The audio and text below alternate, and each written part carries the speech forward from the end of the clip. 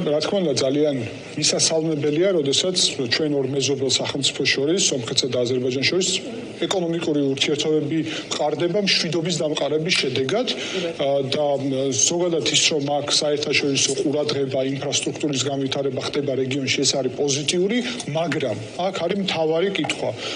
სად ვართ ჩვენ ამ დროს საქართველო და აქ პრინციპული საკითხი უკავშირდება იმას, რომ თუ საქართველოში იქნებოდა ისეთი ხელისუფლება, რომელიც გაატარებდა ჯერ საქართველოს ინტერესებს აქ და არა ჯერ რუსეთის ინტერესებს, რომლის შედეგადაც გვექნებოდა სწორი ეფექტური კავშირები ვაშინგტონთან, ბრიუსელთან, ლონდონთან, დასავლეთთან და ამავდროულად დაბალანსებული საქართველოს ინტერესებზე ორიენტირებული კავშირები ჩინეთთან მათ შორის, ცენტრალურ აზიასთან, თუნდაც რუსეთთან ეკონომიკურ მდგენელზე როცა საუბრობთ, მაშინ საქართველო იქნებოდა არა მხოლოდ აი ამ გლობალური პროცესის ნაწილი, არამედ შეიძლება ტრიპის ნაწილიც ყოფილიყო, იმიტომ რომ ტრიპი არ არის არანაირად შემოფარგლული ზოგადად სომხეთით. ეს არის გარკვეული საერთაშორისო მარშრუტი, რომელიც უნდა იყოს შუა დერეფნის ამ უზარმაზარი პროექტის ერთი მდგენელი კონკრეტულად სამხრეთ კავკასიაში. მთელი პრობლემა იმაში არის, რომ დღეს საქართველოს, ანუ ქართული ოცნების ხელისუფლების პოლიტიკის შედეგად გვაქვს ანტიდასავლური პოლიტიკა, რომლის შედეგადაც დაზიანებული სტრატეგიული კავშირები, შეჩერებული სტრატეგიული პარტნიორობა ამერიკასთან და ამის შედეგად შეერთებულ შტატებს არანაირი ინტერესი რომ საქართველოს ჩართონ ამ პროექტში არ აქვს და შესაბამისად ამ პროექტში ხდება უკვე სომხეთით არათუ შევსება ამ შესაძლებლობების საქართველოს რასაც 30 წელი აწვდი და საერთაშორისო ასპარეზზე და უზარმაზარ დოვლადს ქმნიდი ჩვენთვის არამედ ჩანაცვლება და ეს რა თქმა უნდა საქართველოს ინტერესებს არ ემსახურება და ამის მიზეზი არის სწორედ ქართული ოცნების ანტისახელმწიფოებრივი პოლიტიკა. მეორე მხრივ რამდენად ფიქრობთ რომ ნუ ახლა ჩვენ ვუსმენთ თამარის მიმოხილვაშიც შეფასებებს რომ რეალურად მნიშვნელოვანი ტვირთის ნაწილი შეიძლება დაკარგოს საქართველოს ამ ალიანსის შედეგად იქიდან გამომდინარე რომ კონკურენტუნარიანობა მაღალი აქვს ამ სატრანსპორტო დერეფანს თქვენი აზრით რა შეიძლება გააკეთოს გარდა პოლიტიკის ამ შემთხვევაში რადგან ვსაუბრობთ მდგენელის მნიშვნელოვანია ვთქვათ სარგებლიანობა ხო ამ მარშრუტის ანუ სიმოკლე სიაფე აი ამ ნაწილში შეიძლება რომ გააკეთოს საქართველოს რომ კონკურენტუნარიანობა შეინარჩუნოს როგორც თქვენ სწორად თქვით ეს პროექტი რაც ახლა ტრიპის იწყება იქ აქვს გარკვეული უპირატესობები მათ შორის მარშრუტი რომელიც გადის სომხეთის ყველაზე სამხრეთის ნაწილით არის საკმაოდ ეფექტური მოკლე სუნიკის რეგიონით ის საკმაოდ იაფიც იქნება რეალურად ტვირთბრუნვა პირველ ეტაპზე დაგეგმილია 15 მილიონი ტონა წელიწადში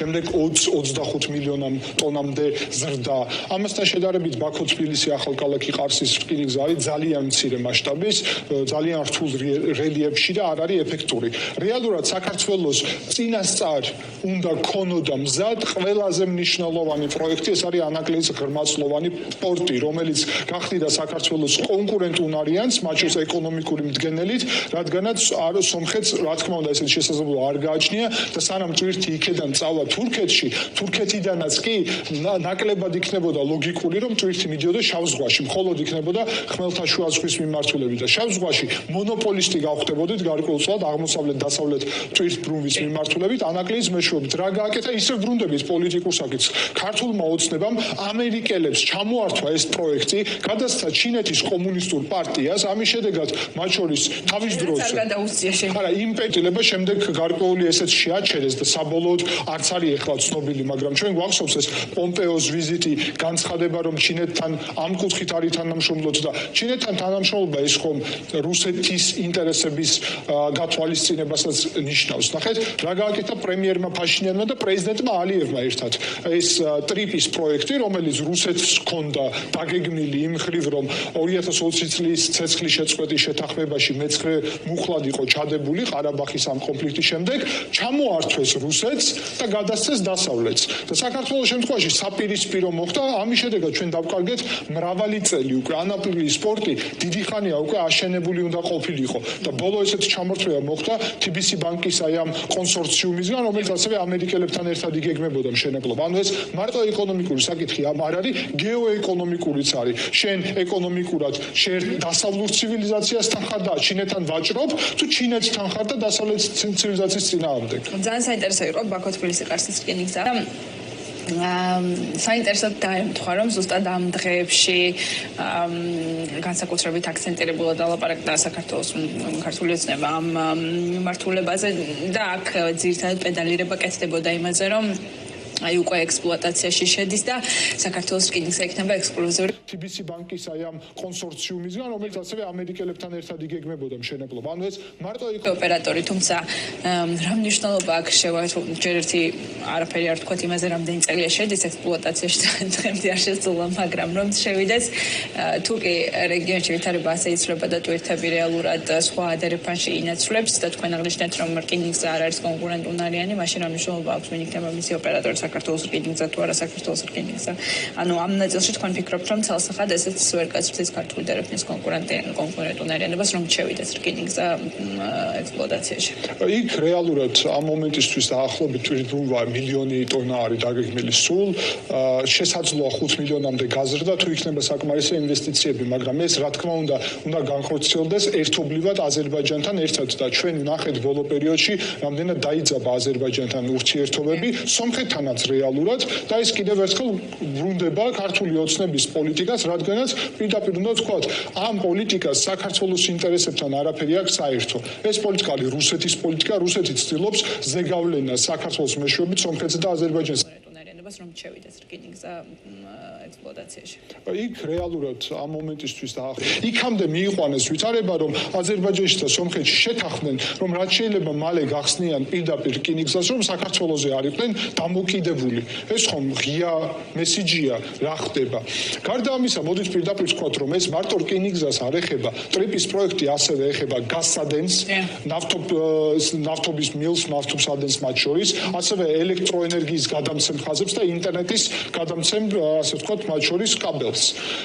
გაზსადენის მიმართულება არის განსაკუთრებით საინტერესო. დღეის მდგომარეობით აზერბაიჯანის მიერ მთლიანად პრაქტიკულად ბაქო-თბილისი ერზრუმი არის შევსებული 95%-ით. შესაბამისად, საქართველოსთან სწორი ურთიერთობების ფონზე და საქართველოში რომ არ ყოფილიყო ისეთი ხელისუფლება, რომელიც ბაქოში მათ შორის აღქმულია როგორც პრორუსული, ძალიან ღიად, მაშინ ახალი გაზსადენის მშენებლობა იქნებოდა პოტენციურად დაგეგმილი საქართველოს. დღეს ხედავთ, რომ უკვე პრემიერი ფაშინიანი ადასტურებს, რომ სომხეთზე ამის მშენებლობას გეგმავენ. შესაბამისად, ჩვენ ამ მიმართულებით ვკარგავთ უზარმაზარ ახალ შესაძლებლობებს, რადგანაც გაზი, თურქმენეთის გაზი უნდა მოიმატოს აზერბაიჯანის გაზს და ამიტომ გაზის ნაკადი აქ მნიშვნელოვნად გაიზრდება. ანუ საქართველო კარგავს ახალ გაზსადენსაც, ეს შეიძლებოდა სომხეთთან ერთად კიდევ ერთხელ ყოფილიყო, ანუ კონკურენტები კი არ ვართ, მაგრამ როდესაც ხედავენ, რომ თბილისში არა ქართული ხელისუფლება, რომელიც საქართველოს ინტერესებს ატარებს და ხედავენ, რომ ეს ხელისუფლება რუსეთის მარიონეტად არის ქცეული, იქიდან გამომდინარე არავის აქვს ნდობა ასეთი ხელისუფლებისადმი. ამავდროულად, რა თქმა უნდა, ინტერნეტ კაბელზე როცა საუბრობთ, შეერთებულ შტატებთან პარტნიორობის შედეგად პრაქტიკულად და ახლა ვიზიტი არის დაგეგმილი 9 თებერვალს, ესე იგი ამერიკის ვიცე-პრეზიდენტის ჯეი-დი ვენსის სომხეთში და ამ ვიზიტის ფარგლებში გაიხსნება ხელოვნური ინტელექტის ცენტრი, გაიხსნება შესაბამისი ინფრასტრუქტურა, რომელიც მოიცავს ასევე ინტერნეტის კაბელს. ხელოვნური ინტელექტს ძალიან დიდი ეს ინტერნეტის კაბელი ჭირდება, რომელიც არის პრაქტიკულად ახალი გაზსადენიც გარკვეულწილად თანამედროვე ეპოქაში. აზერბაიჯანის და სომხეთის და თურქეთის პირდაპირ დაკავშირება მოხდება ამ მხრივაც. შესაბამისად, საქართველო კარგავს მათ შორის აი ამ ციფრულ ტრანზიტის როლსაც. რაღაც მსგავსი პროექტი ოღონდ ევროკავშირის მონაწილეობით, თუმცა არ ვიცი როგორ განხორციელდება იმ პირობებში, როცა ჩვენ პოლიტიკა კვეტრად ანტიდასავლური. მეცაც გეტყვით, ელექტროენერგიის მხრივაც მწვანე კაბელი არსებობს, ესეთი ევროკავშირის პროექტი, რომელიც აზერბაიჯანს საქართველოს მიმართულებით არის და შემდეგ შავი ზღვით და ევროპაში და უნდა იყოს ელექტროენერგიის გადამცემი ხაზი საქართველოსზე. საქართველო როგორც ევროკავშირის კანდიდატი ქვეყანა, როგორც პარტნიორი. თუ არ ვართ პარტნიორი, თუ არ ვართ სანდო, თუ მათ მტრად ვაცხადებთ და ჭყალებში გლობალურ ომის პარტიას და თუ დიქტატურას ვაყალიბებთ საქართველოში, შესაბამისად წარმოუდგენელია, რომ საქართველოსთან გააღრმავონ ეგ ურთიერთობები. რუსეთის ფაქტორზეც მინდა რომ მოვასწროთ საუბარი ამ სიტუაციაში. რეალურად ერთი შეხედვით ეს გადალაგება თუ საუბრობთ იმაზე, რომ საქართველოს ხელისუფლება უფრო მიდრეკილია რუსული ინტერესების გატარებისკენ, ხოლო აზერბაიჯანი და სომხეთი ალიანსში უფრო დასავლეთთან თანამშრომლობისკენ, რუსეთის ინტერესებში რამდენად შედის აი ამ დერეფნის განვითარება და რამდენად ფიქრობთ, რომ შესაძლოა არც შედიოდეს მის ინტერესებში, მაგრამ ხელსაც ვერ შეუშლის იმის გათვალისწინებით, რომ თავადაც სჭირდება ეს დერეფანი. რუსეთის ინტერესებში არ შედის ამის განხორციელება ამ კონტექსტით და ამისთვის ახლა იყენებს წინასაარჩევნო გარემოს ნიკოლ ფაშინიანის ხელისუფლების შეცვლის მიზნით. ივნისში არის დაგეგმილი სომხეთში საპარლამენტო არჩევნები, ჩვენ უკვე ძალიან აქტიურად ხედავთ პროპაგანდას.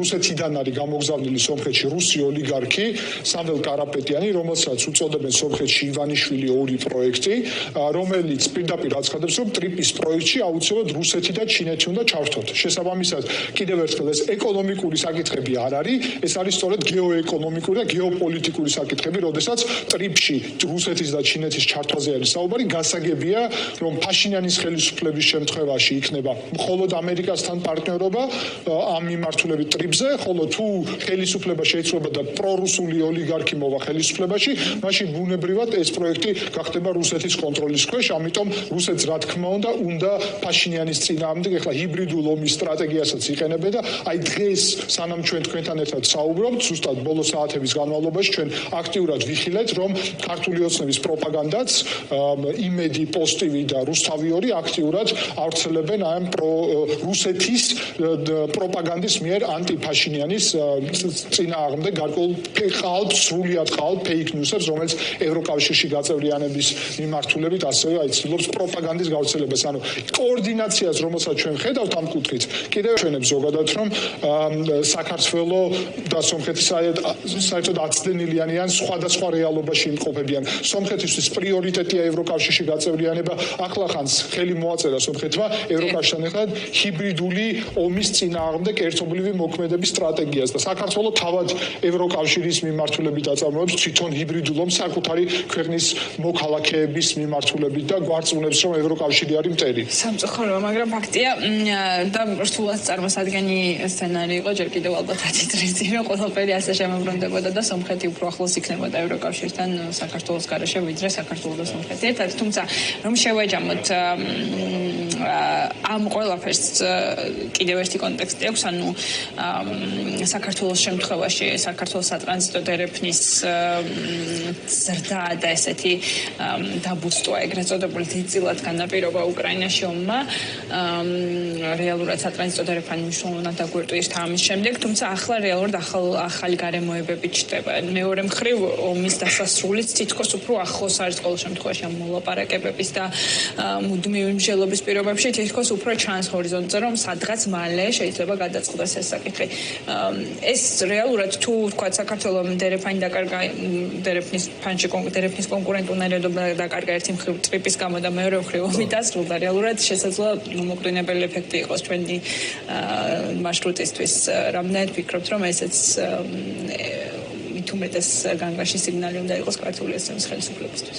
ომი რომ დასრულდეს უკრაინაში, ეს ტვირთბრუნვა დაკავშირებულია იმასთან, რომ რუსეთის გავლით მაინც სანქციების რეჟიმი ძირითადად შენარჩუნდება და ნამდვილად აღდგენა ურთიერთობების არ არის დღის წესრიგში დასავლეთთან. პირიქით, ევროპა მაგალითად სრულიად სხვა რუსეთის საფრთხეზე საუბრობს. ამიტომ ფაქტობრივი მდგომარეობა უკავშირდება იმას, რომ არც რუსეთის და არც ირანის მიმართულება არ იქნება პერსპექტიული ტრანზიტის კუთხით, ირანშიც გასაგები მოვლენების გამო, დარჩება სამხრეთ კავკასია, სადაც აქამდე აზერბაიჯანი, საქართველო, სომხეთი მოდელი მოქმედებდა, როდესაც საქართველო იყო აქ შეერთებული შტატების და ევროკავშირის მოკავშირე და პარტნიორი, ახლა ბუნებრივ და სომხეთი იყო რუსეთის მოკავშირე და პარტნიორი. ახლა ბუნებრივად საქართველო გახდა რუსეთის მოკავშირედაც ვერ ვუწოდებთ, ხო სატელიტი, ვასალი, იმიტომ რომ მოკავშირის რა გვეთყობა, არც დიპლომატიური ურთიერთობები გვაქვს და 2 საელჩო აქვს კიდე ცხინვალში და სოხუმში, ხო ცალკე.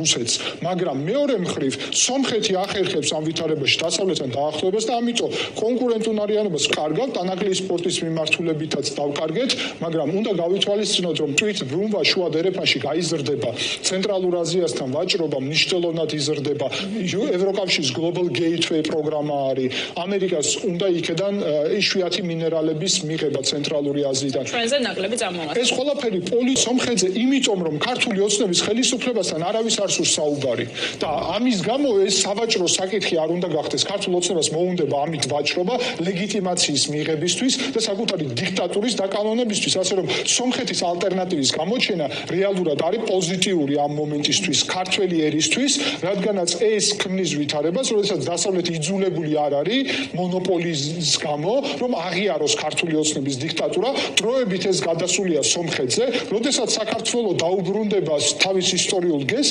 ჩვენ სომხეთთან ერთად შევძლებთ ეს ტვირთები გადავინაწილოთ და არანაირი პრობლემა არ იქნება. დიდი მადლობა, ძალიან საინტერესო იყო თქვენი მოსმენა.